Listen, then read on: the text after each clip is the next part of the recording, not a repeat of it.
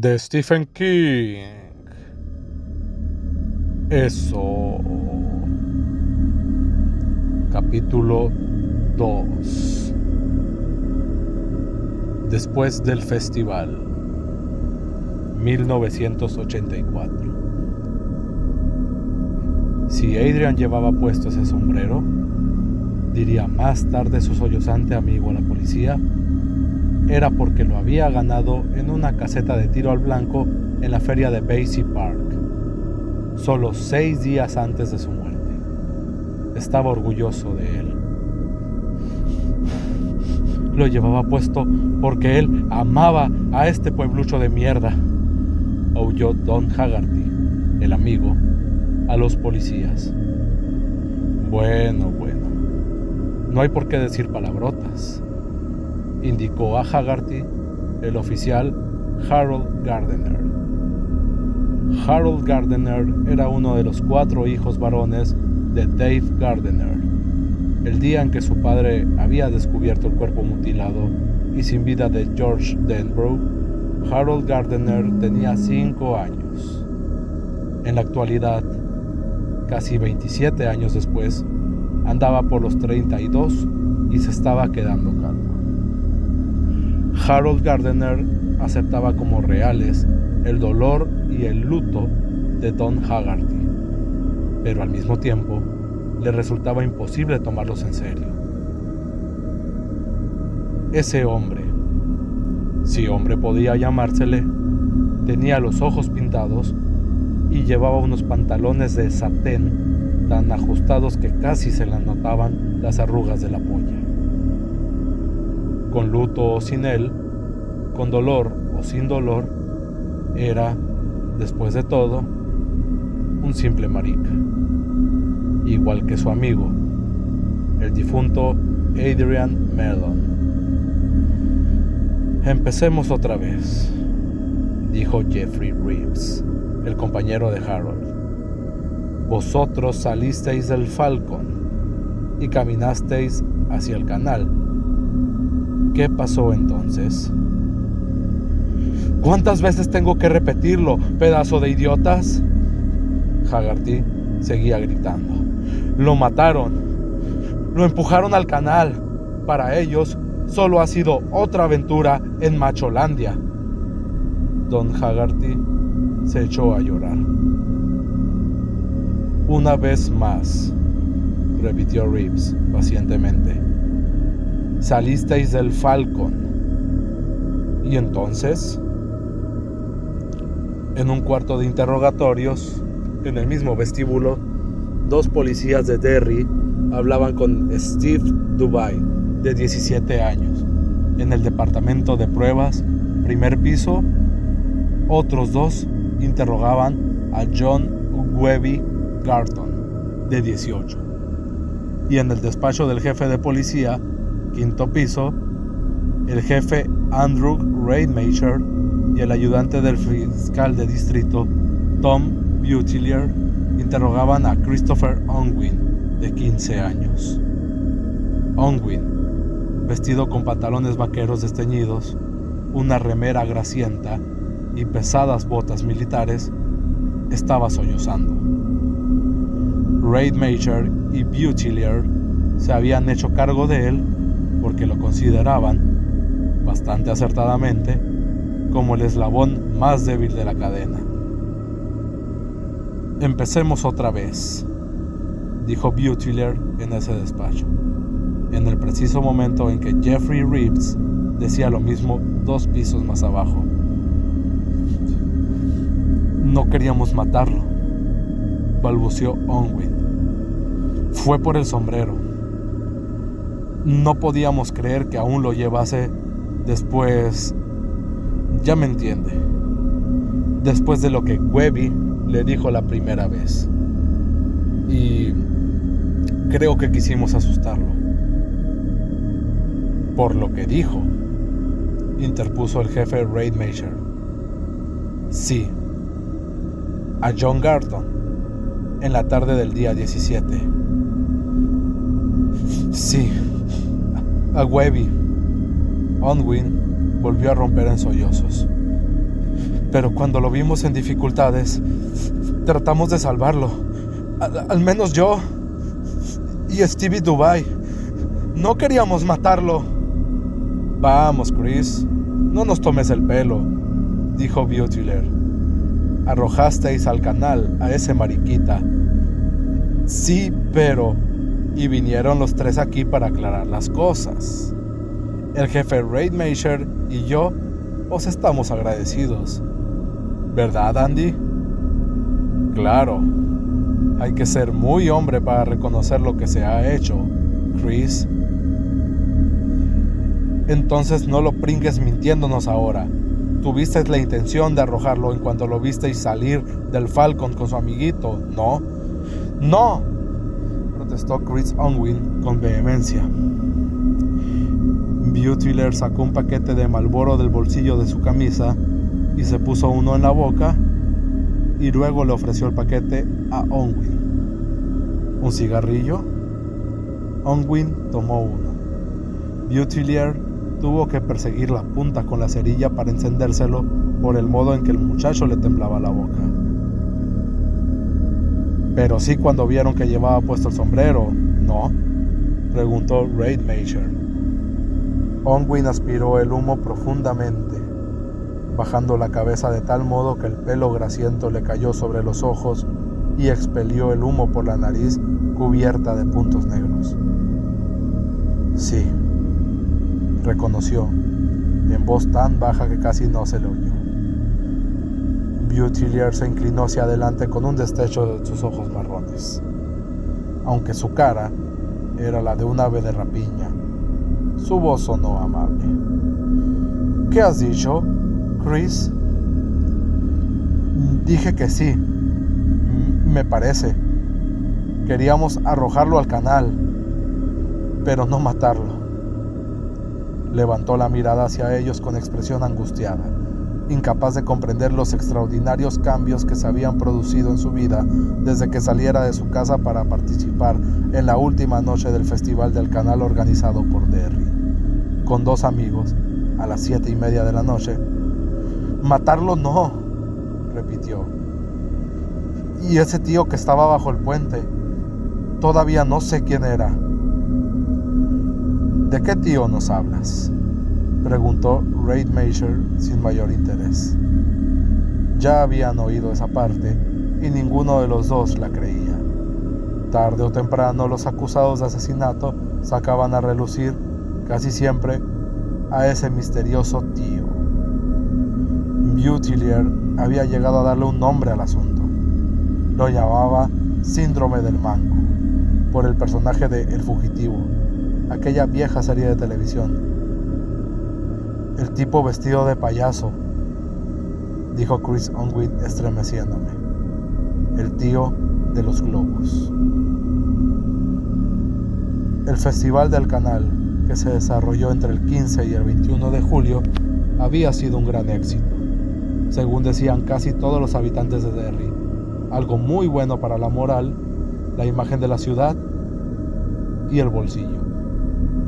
Los festejos de esa semana se habían organizado para celebrar el centenario de la inauguración del canal que corría por el centro de la ciudad. Había sido ese canal el que abriera plenamente a Derry al comercio de la madera, entre 1884 y 1910. También el canal, lo que dio origen a los años de bonanza de Derry. La ciudad fue acicalada de este a oeste y de norte a sur. Ciertos baches, de los que algunos decían que llevaban más de 10 años sin ser reparados, fueron debidamente rellenados con alquitrán hasta que las calles quedaron parejas. Los edificios municipales recibieron una remodelación por dentro y una mano de pintura por fuera. Desaparecieron las peores leyendas inscritas en Basie Park, muchas de ellas frías y lógicas manifestaciones contra los homosexuales, tales como «Matad a todos los maricas» y «El SIDA es el castigo de Dios, maricas del infierno», borradas de los bancos y las paredes de madera que cerraban el pequeño puente cubierto sobre el canal, conocido como Puente de los Besos. Se instaló un museo del canal en 3 locales desocupados del centro, con material de Michael Hanlon, bibliotecario e historiador aficionado de la ciudad. Las familias más antiguas de la población prestaron gratuitamente sus casi inapreciables tesoros, y durante la semana del festival, casi 40,000 visitantes pagaron 25 centavos por cabeza para ver menús de 1890, herramientas de leñadores originarias de 1880, juguetes de los años 20 y más de 2,000 fotografías, así como 9 rollos de películas sobre la vida en el Derry de 100 años atrás. El museo estaba patrocinado por la Sociedad de Damas de Derry, quienes vetaron algunos de los objetos que Hanlon proponía exponer, tales como la notable silla trampa que databa de 1930 y fotografías, como la de la banda de Bradley después del famoso tiroteo. Pero todos reconocieron que era un verdadero éxito, y en realidad nadie quería ver esas antiguallas macabras. Era mejor acentuar lo positivo y eliminar lo negativo, como decía la vieja canción. En el parque había una carpa enorme de lona a rayas, donde se vendían refrescos. Todas las noches, una banda daba un concierto. En el parque BSI se instaló una feria con atracciones y juegos administrados por los vecinos. Un tranvía especial recorría las zonas históricas de la ciudad, de hora en hora, terminando el recorrido en esa vistosa y amena máquina de hacer dinero. Fue allí donde Adrian Mellon ganó el sombrero por el que lo mataría. Un sombrero de copa hecho de papel con una flor y una banda que rezaba: "Yo amo a Derry". Estoy cansado, dijo John Webby Garton. Como sus 2 amigos, vestía imitando inconscientemente a Bruce Springsteen, aunque probablemente habría dicho que Springsteen era un chulo o una maricona y que él admiraba a esos hijoputas del heavy metal, como Def Leppard, Twisted Sister o Judas Priest. Había arrancado las mangas de su camiseta azul para exhibir sus musculosos brazos. El pelo castaño, espeso, le caía sobre un ojo. Este toque era más al estilo de John Cougar Mellencamp que de Springsteen. En los brazos tenía tatuajes azules, símbolos arcanos que parecían dibujados por un niño. No quiero hablar más. Cuéntanos solo lo del martes por la tarde en la feria, dijo Paul Hughes. Ese sórdido asunto tenía a Hughes cansado, impresionado y lleno de horror. Una y otra vez tenía la impresión de que el festival había finalizado con un último número que todos, de algún modo, estaban esperando, aunque nadie se hubiera atrevido a anotarlo en el programa diario. Si lo hubiesen hecho, eso habría aparecido así. Sábado 21 horas.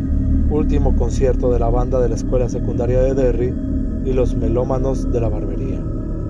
Sábado, 22 horas.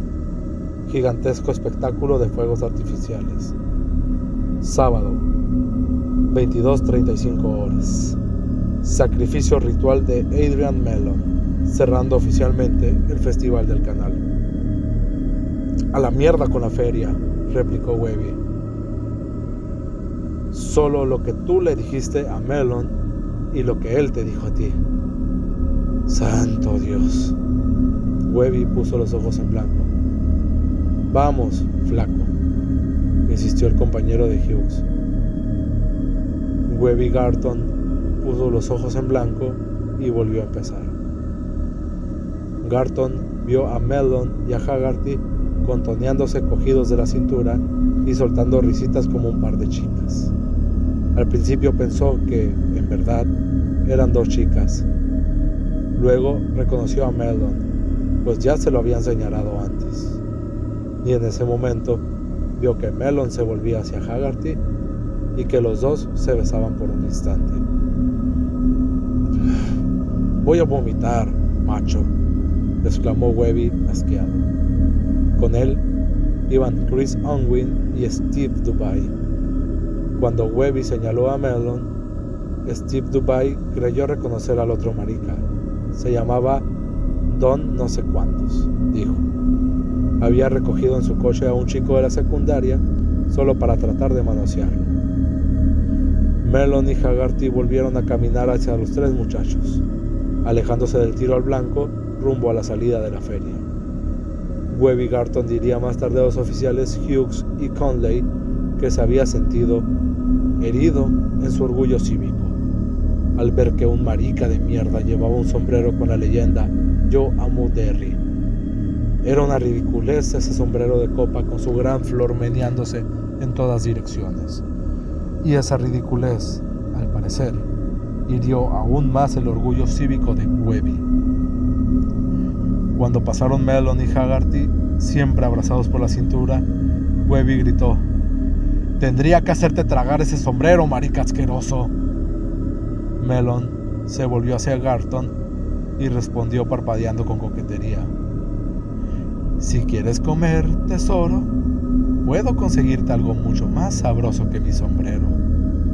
A esas alturas, Webby Garton decidió arreglarle el rostro al marica ese. En la geografía de esa cara se alzarían montañas y los continentes cambiarían de sitio. No iba a tolerar que nadie lo acusara de hacer porquerías. Nadie. Cuando echó a andar hacia Mellon, Haggerty, alarmado, trató de llevarse a su amigo, pero Mellon se mantuvo firme sonriendo. Más tarde, Garton diría a los oficiales Hughes y Conley que Mellon debía estar drogado. Sí, en efecto, reconocería a Haggerty al serle sugerida la idea por los oficiales Gardner y Reeves. Se había drogado con 2 bollos fritos untados de miel y con la feria y con el día entero. No había podido reconocer, por tanto, la amenaza real que representaba Webby Garton. Pero así era Adrian, dijo Don, enjugándose los ojos con un pañuelo de papel, corriéndose la sombra brillante de los párpados. No sabía confundirse con el ambiente. Era uno de esos tontos convencidos de que todo iba a salir bien. Habría podido resultar seriamente herido en ese mismo instante si Garton no hubiera sentido un golpecito en el codo. Era un bastón de goma. Al girar la cabeza, se encontró con el oficial Frank Machen, otro miembro de la policía de Derry. «Tranquilo, compañerito», le dijo Machen. «Métete en tus cosas y deja a esas locas en paz. Venga, muévete». «¿No oyó lo que me dijo?», preguntó Garton, acalorado. En ese momento se le agregaron Unwin y Dubai, olfateando problemas. Trataron de que Garton siguiera caminando con ellos, pero él se los sacudió. Si hubieran insistido, los habría atacado a puñetazos. Su hombría acababa de sufrir un insulto que debía ser vengado. Nadie podía insinuar que él hiciera porquerías. Nadie. «No creo que te hayan dicho nada malo», replicó Machen. «Y tú fuiste el primero en dirigirles la palabra. Anda, sigue caminando, hijo. No quiero tener que llevarte a comisaría». «Pero me trató de maricón». «¿Y te preocupa que sea cierto?», preguntó Machen, como si estuviera francamente interesado. Garton se puso violento y horriblemente rojo. Durante ese diálogo, Haggerty trataba, con creciente desesperación, de alejar a Adrian Mellon de la escena. Por fin estaba convenciéndolo. «Adiós, cariño», se despidió Adrian con descaro. «Cállate, culo dulce», le dijo Machen.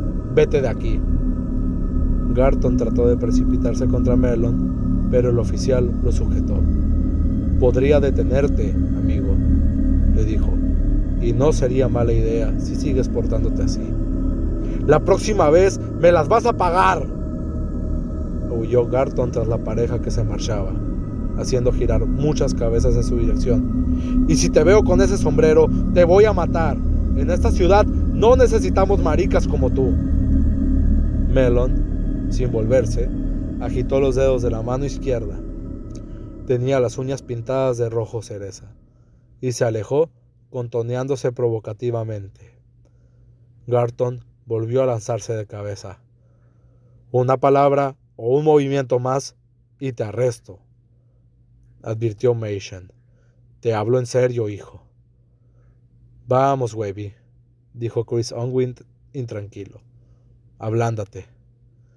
«¿A usted le gustan estos tipos?», preguntó Webby a Machen, ignorando por completo a Chris y a Steve. «Dígame, ¿le gustan?» «Los margaritas no me preocupan», aseguró Machen. «Lo que me interesa es mantener la paz y la tranquilidad, y tú estás perturbando eso. Ahora bien, ¿quieres dar una vuelta conmigo o no?» «Vámonos, Webby», dijo Steve Dubai en voz baja. «Vamos a comer unos hot dogs». Webby lo siguió, arreglándose la camisa con movimientos exagerados y apartándose el pelo de los ojos. Machen, quien también prestó la declaración la mañana siguiente de la muerte de Adrian, dijo: «Lo último que le oí decir cuando se alejaba con sus compañeros fue: la próxima vez me la va a pagar caro». «Por favor, tengo que hablar con mi madre», dijo Steve Dubai por tercera vez. «Si ella no ablanda a mi padrastro, cuando yo vuelva a casa, se va a organizar una velada de boxeo de todos los demonios». «Dentro de un ratito», le dijo el oficial Charles Avarino. Tanto Avarino como su compañero, Barney Morrison, sabían que Steve Dubai no volvería a casa esa noche ni las siguientes. El muchacho no parecía darse cuenta del apuro en que estaba Avarino. No se sorprendió al comprobar, algo después, que Dubai había dejado la escuela a los 16 años, antes de obtener el graduado escolar. Su coeficiente intelectual era de 68, según el test Wechsler, al que lo habían sometido durante uno de sus 3 viajes por el 7º curso. «Dinos qué pasó cuando visteis a Mellon salir del Falcon». «No, macho, mejor no». «Vaya, ¿y eso?», preguntó Avarino. «Me parece que ya he hablado demasiado». «¿Viniste para eso?». «No», repuso Avarino. «Bueno, sí, pero...». «Escucha», dijo Morrison con suavidad, sentándose junto a Dubai y ofreciéndole un cigarrillo. «¿Crees que a mí y al amigo Chic nos gustan los maricas?». «No sé. ¿Tenemos pinta de que nos gusten los maricas?». «No, pero...». «Vamos, somos tus amigos, Steve», dijo Morrison. «Y créeme, tú, Chris y Webby necesitáis amigos en estos momentos, porque mañana los corazones sensibles de esta ciudad estarán pidiendo vuestras cabezas». Steve Dubai pareció alarmarse.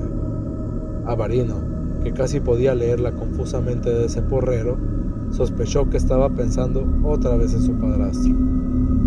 Y aunque Avarino no sentía el menor aprecio por la pequeña comunidad gay de Derry, como cualquier otro miembro de la policía, le habría gustado cerrar el Falcon para siempre. Habría sentido un gran placer en llevar personalmente a Dubai a su casa. Más aún, le habría encantado sujetarlo mientras el padrastro se ensañaba. A Avarino no le gustaban los homosexuales, pero no por eso pensaba que se les debía torturar y asesinar. A Mellon lo habían destrozado. Cuando lo sacaron a la superficie, bajo el puente del canal, tenía los ojos abiertos y dilatados por el terror, y ese joven no tenía la menor idea de lo que había ayudado a hacer. «No queríamos hacerle daño», repitió Steve. Era la posición a la cual retrocedía cada vez que se sentía siquiera levemente confuso. «Por eso te conviene estar a buenas con nosotros», dijo Avarino. «Si dices toda la verdad ahora, a lo mejor esto no pasa de una meadita en la nieve, ¿verdad, Barney?».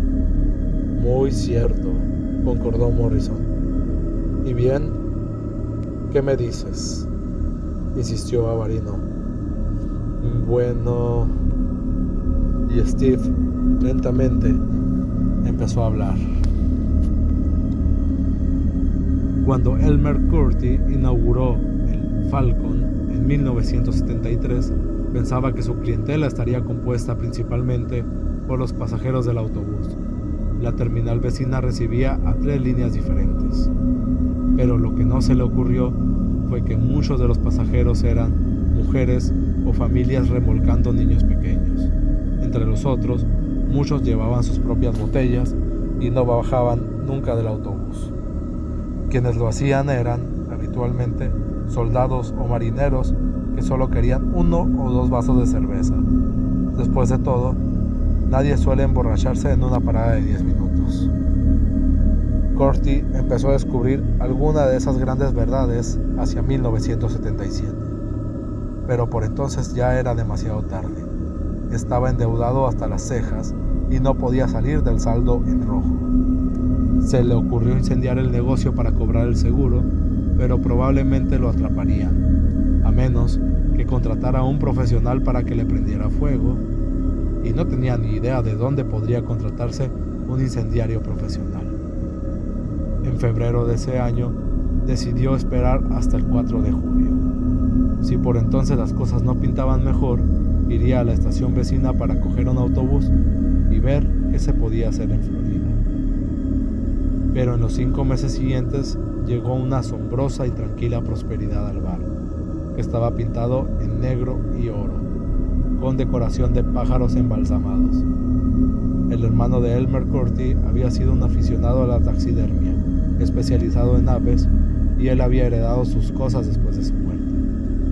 De pronto, en vez de servir 60 cervezas y 20 copas por noche, Elmer se encontró sirviendo 80 cervezas y 100 copas, 120, a veces hasta 160. Su clientela era joven, cortés y casi exclusivamente masculina. Muchos de sus parroquianos vestían de modo extravagante, pero en esos años la vestimenta extravagante era casi reglamentaria. Elmer Curti no se dio cuenta de que sus clientes eran casi exclusivamente homosexuales hasta 1981. Poco más o menos. Si los habitantes de Derry le hubieran oído decir eso, habrían pensado que Elmer Curti los tomaba por tontos. Pero era la absoluta verdad. Como en el caso del marido engañado, fue prácticamente el último en enterarse, y por entonces ya no le importaba. El bar estaba dando dinero, y aunque había otros 4 en Derry que daban ganancia, solo en el Falcon no había parroquianos revoltosos que demolieran periódicamente el local. Para empezar, no había mujeres por las que pelearse. Y esos hombres, maricas o no, parecían haber descubierto algún secreto para llevarse bien que sus equivalentes heterosexuales desconocían. Una vez consciente de las preferencias sexuales de sus clientes, Elmer comenzó a oír relatos escalofriantes sobre el Falcon por todas partes. Circulaban desde hacía años, pero hasta entonces Curti no había tenido noticia de ello. Los narradores más entusiastas de esas anécdotas, según llegó a notar, eran hombres que no se habrían dejado llevar al Falcon ni a punta de pistola por miedo a perder todos los músculos de sus muñecas o algo parecido.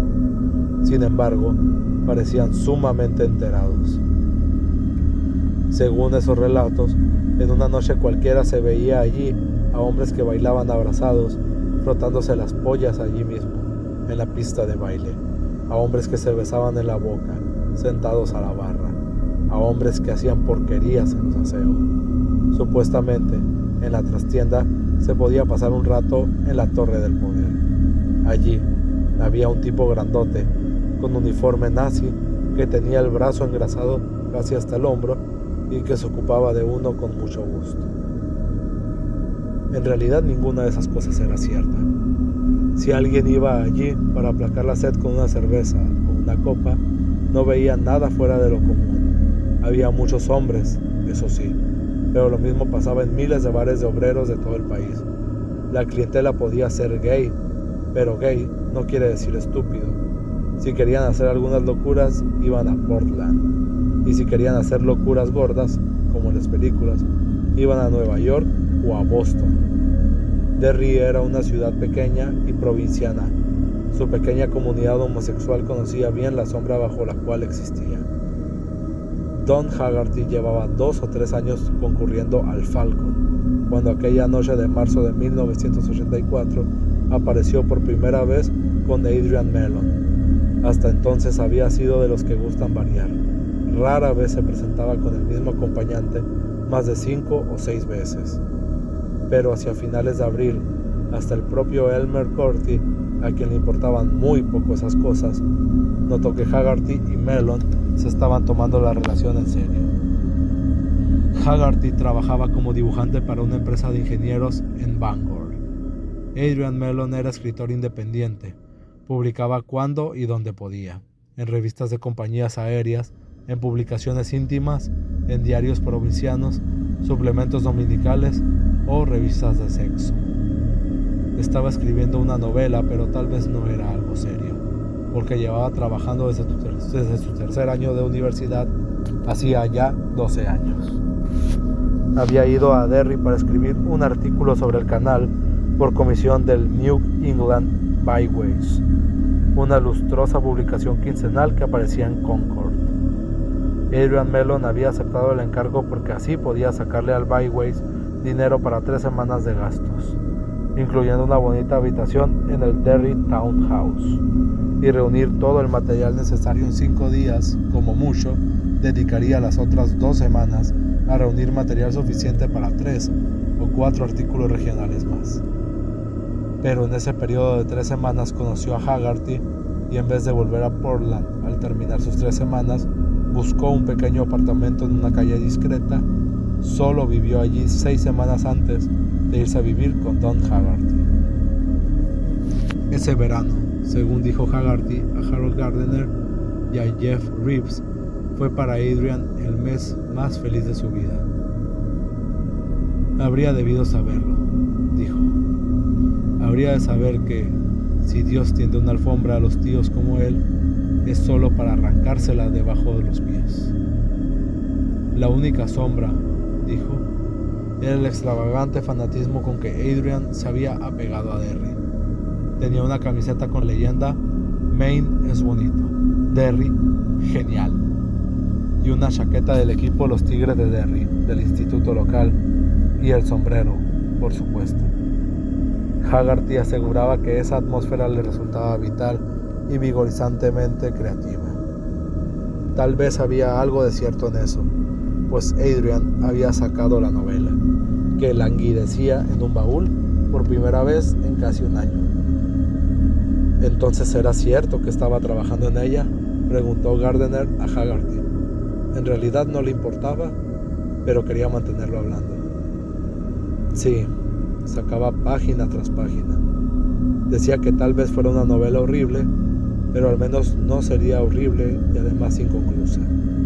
Esperaba terminarla para su cumpleaños en octubre. No sabía, por supuesto, cómo es Derry en realidad. Creía saberlo, pero no había vivido aquí el tiempo suficiente para verle la verdadera cara. Yo trataba de advertirle, pero él no me prestaba atención. ¿Y cuál es la verdadera cara de Derry, Don?, preguntó Reeves. Se parece mucho a una ramera muerta con el culo lleno de gusanos, dijo Don Haggerty. Los 2 policías lo miraron fijamente, llenos de silencioso asombro. Es un lugar malo, prosiguió Haggerty. Es una cloaca. ¿No van a decirme que ustedes 2 no lo saben? ¿Se han pasado aquí la vida entera y no lo saben? Ninguno de ellos respondió. Al cabo de un rato, Haggerty siguió hablando. Hasta la llegada de Adrian Mellon a su vida, Don había pensado en salir de Derry. Llevaba 3 años ahí, sobre todo porque había alquilado a largo plazo un apartamento con una estupenda vista al río. Pero el contrato estaba por vencer y Don se alegraba. Se acabarían los largos viajes de ida y vuelta a Bangor y las vibraciones extrañas. Una vez le dijo a Adrian que en Derry siempre se sentía como si fueran las 25 horas. A Adrian podía parecerle una ciudad estupenda, pero a Don le daba miedo. No solo por la cerrada fobia contra los homosexuales, actitud claramente expresada tanto en los sermones del predicador como en las leyendas pintarrajeadas en Paisley Park. Pero este era un detalle que había podido señalar con toda claridad. Adrian se había echado a reír. En toda ciudad norteamericana, Don, hay personas que odian a los gays, dijo. No me digas que lo ignoras. Después de todo, estamos en la era de Ronnie Harron y Phyllis Housefly.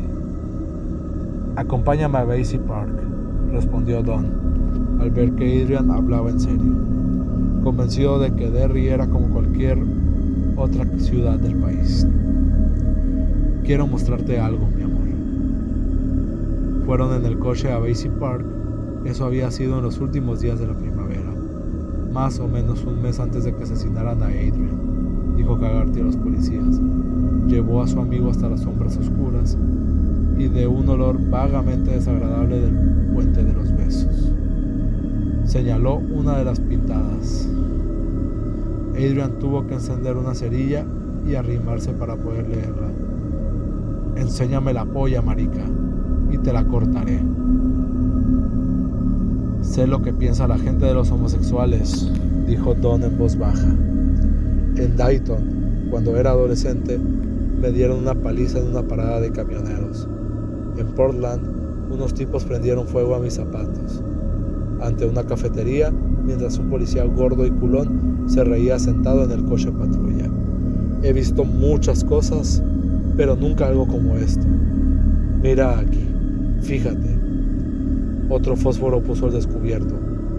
Clavos en los ojos a todos los maricas, en el nombre de Dios. Quien sea el que escribe estas pequeñas homilías es un caso grave de demencia profunda. No me sentiría tan mal si supiera que se trata de una sola persona, de un enfermo aislado, pero... Don señaló toda la longitud del puente con un vago ademán del brazo. Hay muchas cosas como estas, y no creo que las haya escrito una sola persona.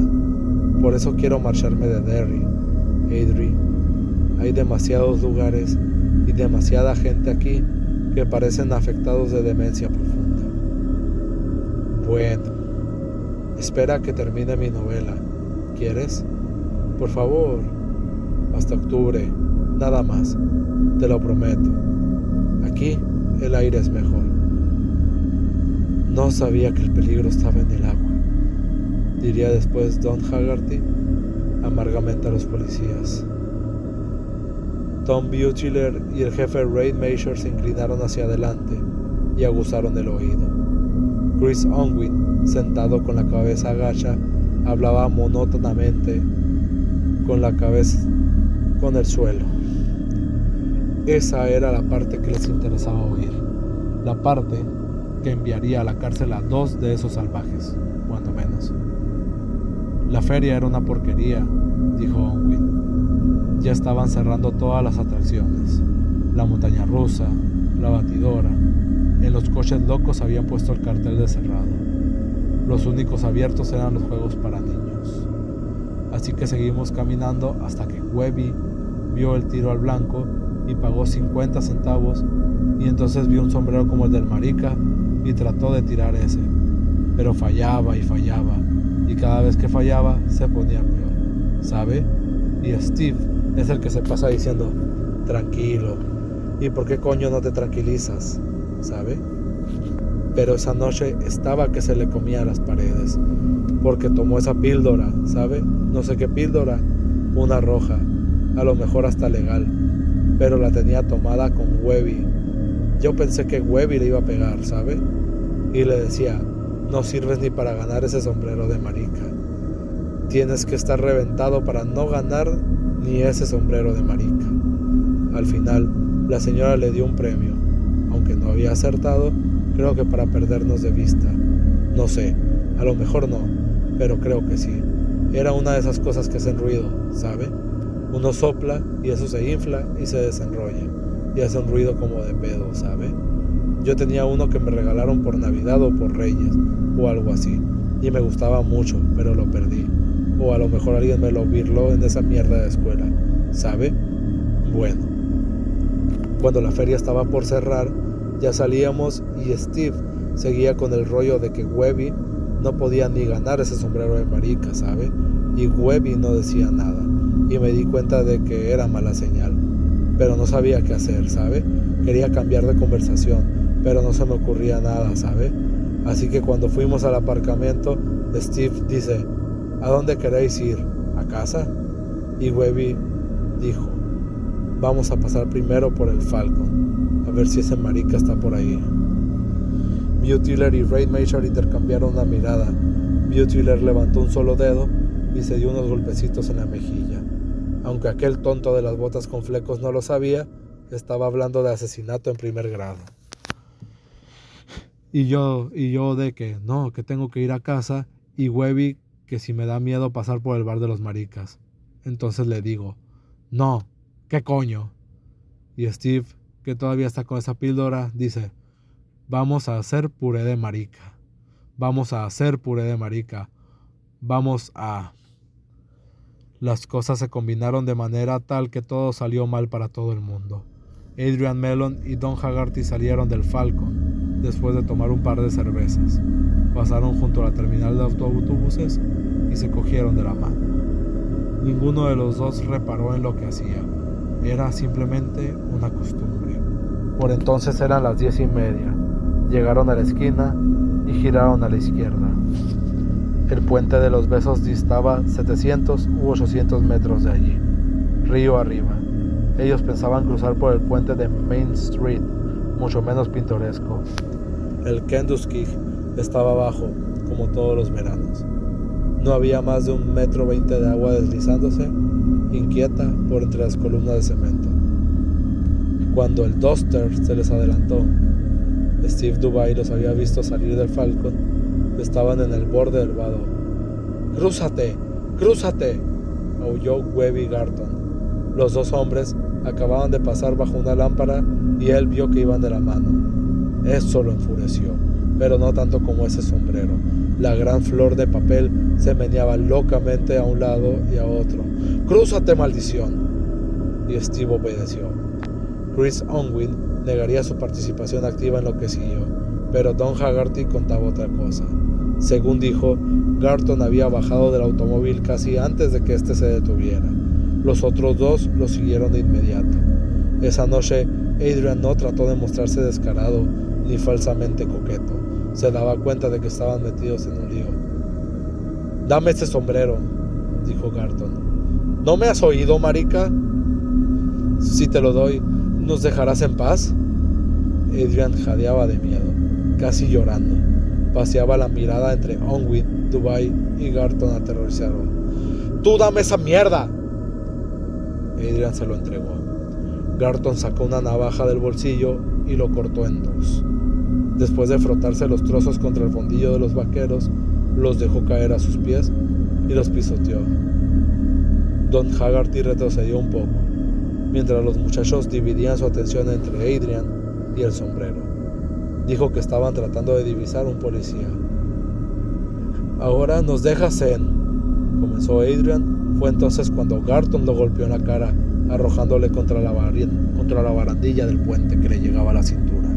Adrian gritó, llevándose las manos a la boca. Por entre los dedos asomó la sangre, chorreante. «¡Adri!», gritó Haggerty y se adelantó otra vez a la carrera.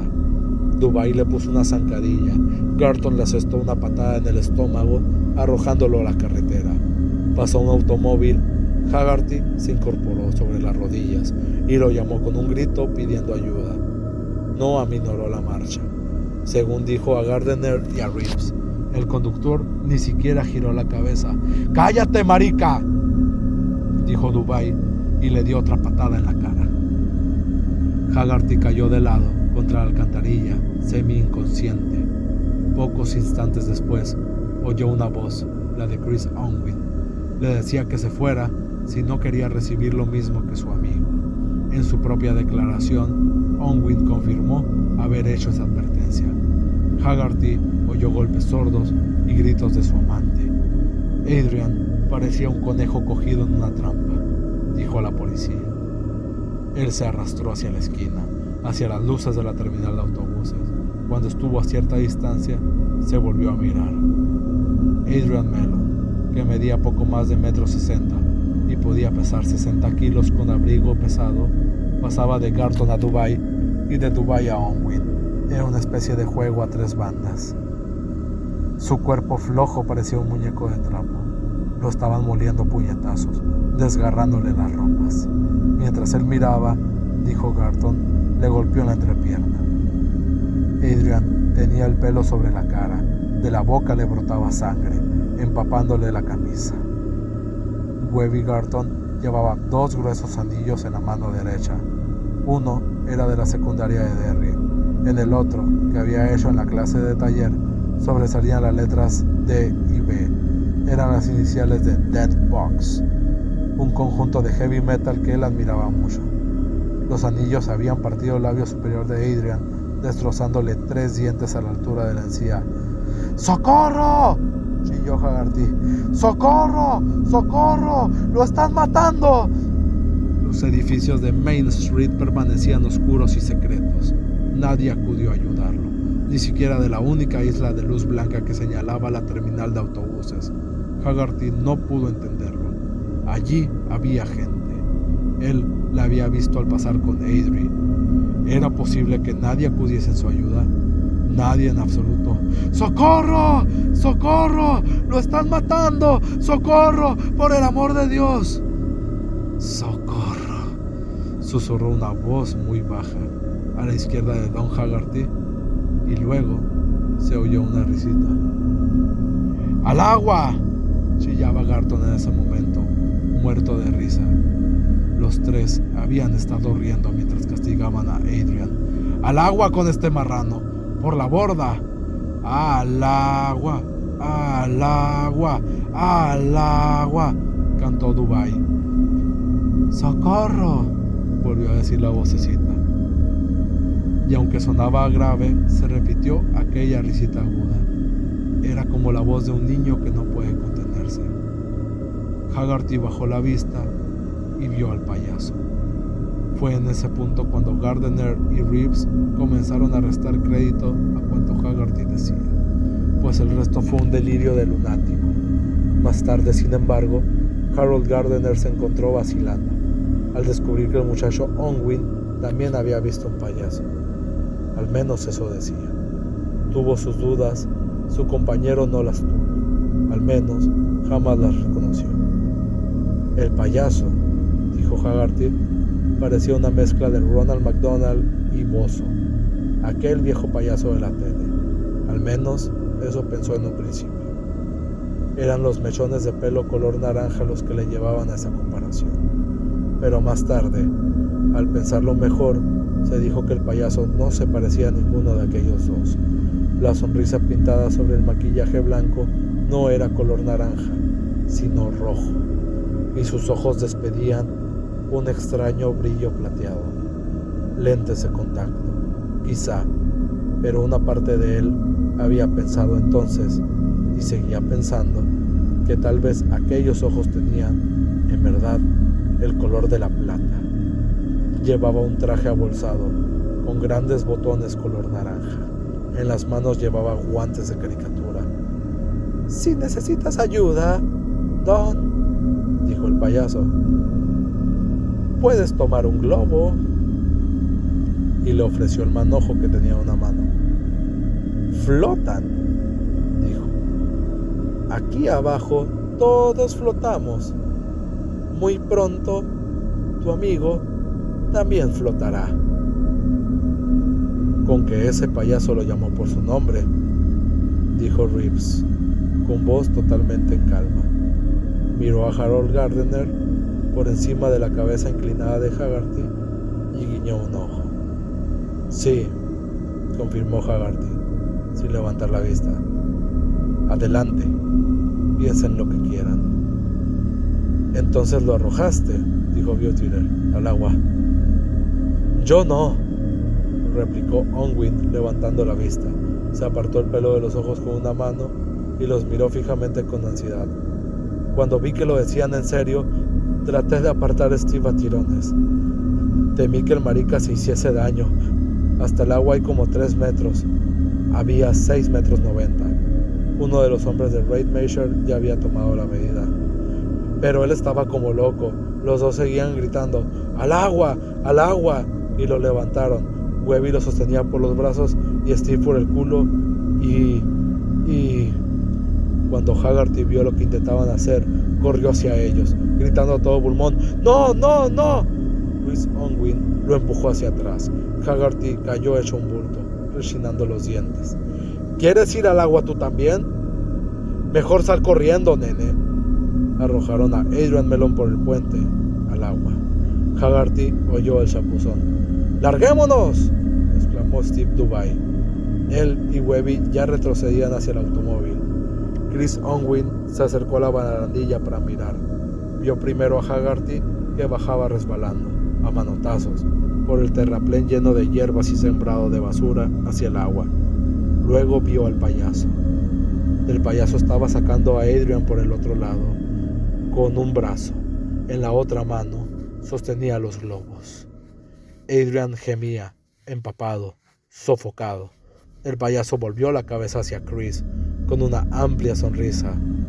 Chris le vio los ojos plateados, brillantes y los dientes descubiertos.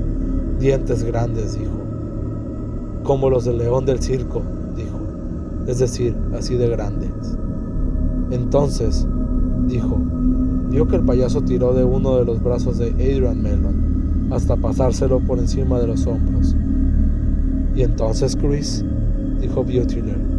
Esa parte lo aburría. Los cuentos de hadas lo aburrían desde los 8 años.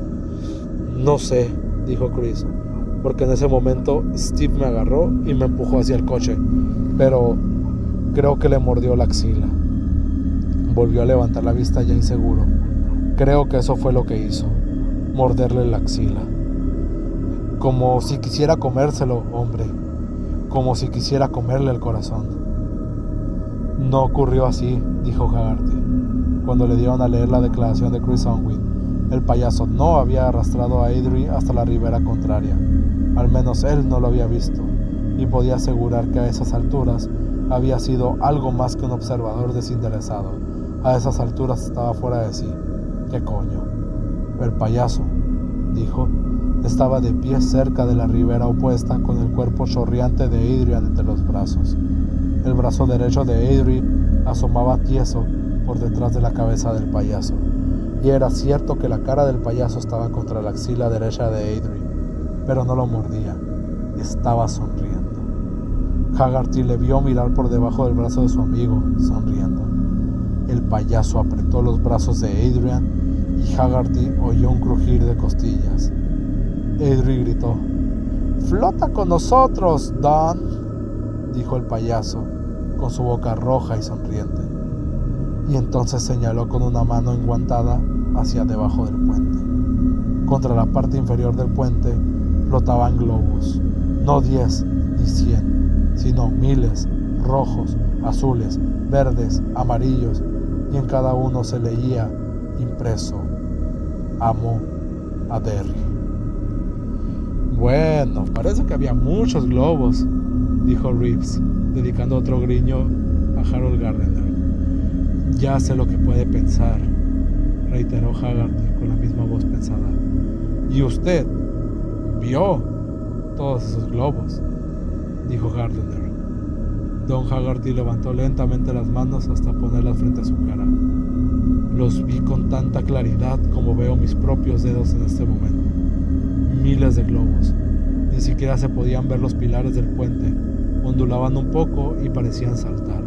Se oía un ruido extraño, grave, chirriante. Era el que hacían al frotarse entre sí, y cordeles. Había una selva de cordeles blancos colgando. Parecían blancas hebras de telaraña. El payaso se llevó a Adrian allá abajo. Vi que su traje rozaba aquellos cordeles. Adrian estaba haciendo unos ruidos horribles, como si se ahogara. Eché a andar hacia él y el payaso volvió la cabeza. Entonces le vi los ojos y de inmediato comprendí quién era. ¿Quién era, Don?, preguntó Harold Gardner suavemente. Era Derry, dijo Don Haggerty. Era esta ciudad. ¿Y qué hizo usted entonces?, quiso saber Reeves. Eché a correr, pedazo de idiota, respondió Haggerty y estalló en lágrimas. Harold Gardner se mantuvo tranquilo hasta el 13 de noviembre, un día antes de que John Garton y Stephen Dubay fueran juzgados ante el tribunal de Derry por el asesinato de Adrian Mellon. Ese día fue a ver a Tom Butler, fiscal auxiliar. Quería hablar de ese payaso. Butler no, pero cuando vio que Gardner podía cometer alguna estupidez y no se le aconsejaba un poco, lo hizo. No había ningún payaso, Harold. Los únicos payasos esa noche eran esos 3 muchachos. Lo sabes tan bien como yo. Pero hay 2 testigos. Oh, esas tonterías. Unwin decidió sacar a relucir al manco. Con lo de nosotros no matamos al marica. Pobrecito fue el manco. En cuanto se dio cuenta de que se había metido en aguas profundas. En cuanto a Haggerty, estaba histérico. Había visto asesinar a su mejor amigo. No me sorprendería que hubiese visto ovnis. Pero Butler tenía otras ideas. Gardner se lo leyó en los ojos. Eso de que el fiscal auxiliar esquivara la responsabilidad lo irritó. Vamos, dijo. Estamos hablando de 2 testigos independientes. No me vengas con mierda. Ah, ¿quieres que hablemos de mierda? ¿Vas a decirme que crees en la existencia de un payaso vampiro bajo el puente de Main Street? Porque para mí eso sí que es una mierda. Bueno, no es lo que quiero decir, pero... O que Haggerty vio 1 billón de globos allá abajo, todos con la misma leyenda que llevaba su amante en el sombrero, porque eso también es mierda para mí. No, pero... Entonces, ¿para qué le das vueltas a todo esto? A ver si dejas de interrogarme a mí, dijo Gardner. Los 2 describieron lo mismo y ninguno de ellos sabía lo que el otro estaba diciendo. Butler estaba sentado a su escritorio, jugando con un lápiz. En ese momento dejó el lápiz, se levantó y se acercó a Harold Gardner. Aunque medía 12 centímetros menos, Gardner retrocedió un paso ante su enojo. ¿Quieres perder el caso, Harold? No, ¿Quieres que esos mierdas vivientes salgan en libertad? No. Bien, perfecto. Ya que estamos de acuerdo en lo básico, te diré exactamente lo que yo pienso. Si probablemente había un hombre bajo el puente aquella noche, tal vez hasta sea cierto que vestía de payaso, aunque, con todos los testigos a los que he interrogado, podría decirte que tal vez era un simple borracho o un vagabundo vestido con trapos viejos. Probablemente estaba allí buscando monedas caídas o restos de comida. Sus ojos hicieron el resto, Harold. ¿No crees que eso sí es posible? No lo sé, dijo Harold. Quería dejarse convencer, pero dada la exactitud de las 2 descripciones, no lo creía posible. Y aquí vamos al fondo del asunto. No me importa si era Fofito o un tío vestido del tío Sam. Si introducimos a ese individuo en el caso, el abogado defensor se agarrará a eso con uñas y dientes antes de lo que se tarda en decir Jack Robinson. Dirá que esos 2 inocentes corderitos con el pelo recién cortado y los trajes nuevos solo arrojaron a ese homosexual de Mellon desde el puente para jugar, y señalará que Mellon todavía estaba con vida después de la caída. Pero eso cuenta con el testimonio de Haggerty y con el de Owen. Sus clientes no cometieron asesinato. Oh, no, era un psicópata vestido de payaso. Si introducimos esto, eso es lo que va a pasar, y tú lo sabes. De todos modos, Unwin hablará de eso. Pero Haggerty no, dijo Butler, porque él sí entiende. Y si Haggerty no lo confirma, ¿quién va a creer lo que diga Unwin? Bueno, para eso estamos nosotros, repasa Harold Gardner con una amargura de la que él mismo se sorprendió. Pero supongo que nosotros tampoco diremos nada.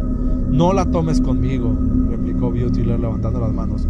Ellos lo mataron. No se imitaron a arrojarlo desde el puente. Se llevaron una navaja. Mellon recibió 7 puñaladas, incluyendo una en el pulmón izquierdo y 2 en los testículos. Las heridas coinciden con el arma. Tenía 4 costillas rotas. Eso lo hizo Dubay con un abrazo de oso. Tenía mordeduras, es cierto, en los brazos, en la mejilla izquierda y en el cuello. Creo que eso fue obra de Unwin y Garton, aunque solo una coincide claramente y probablemente no sirva como prueba. Y sí, faltaba un gran pedazo de carne en la axila derecha. ¿Y qué? A alguno de ellos les gusta morder de veras. Probablemente se excitó de lo lindo al hacerlo. Apostaría que fue Garton. Aunque jamás podremos probarlo, y faltaba el lóbulo de una oreja. Butler se interrumpió fulminando a Harold con la mirada. Si dejamos que aparezca esa historia del payaso, será imposible encarcelarlos. ¿Eso es lo que deseas? Ya te dije que no. El tipo era una loca, pero no hacía daño a nadie, agregó Butler. Y paso a pasito aparecen esas 3 lacras sociales, con sus botas militares y le quitan la vida. Los quiero en la cárcel, amigo. Y si me entero de que les rompen el culo allá en la correccional de Thomaston, les enviaré una tarjeta diciéndoles que ojalá les hayan contagiado el SIDA. Muy feroz, pensó Gardner. Y esas condenas quedarán muy bien en tu currículum cuando te presentes para el puesto máximo dentro de 2 años. Pero se marchó sin decir más, porque él también quería verlos entre las rejas. John Weber Garton fue declarado culpable de homicidio premeditado en primer grado y sentenciado a una pena de entre 10 y 20 años en el presidio de Thomaston. Steve Bischoff Dubai, convicto de homicidio en primer grado, recibió una condena de 15 años en la cárcel de Shawshank. Christopher Philip Unwin fue juzgado aparte, como delincuente juvenil, y declarado culpable de homicidio en segundo grado. Fue sentenciado a 6 meses en la correccional de South Windham y quedó en libertad provisional con la sentencia suspendida. Al escribirse esto, las 3 sentencias están bajo apelación. A Garton y a Dubai se les puede ver un día cualquiera mirando a las chicas o jugando con monedas en Basie Park, no lejos del sitio donde apareció el cadáver desgarrado de Mellon, flotando contra uno de los pilares bajo el puente de Main Street. Don Haggerty y Chris Unwin han abandonado la ciudad. En el juicio principal, el de Garton y Dubai, nadie mencionó la existencia de un payaso.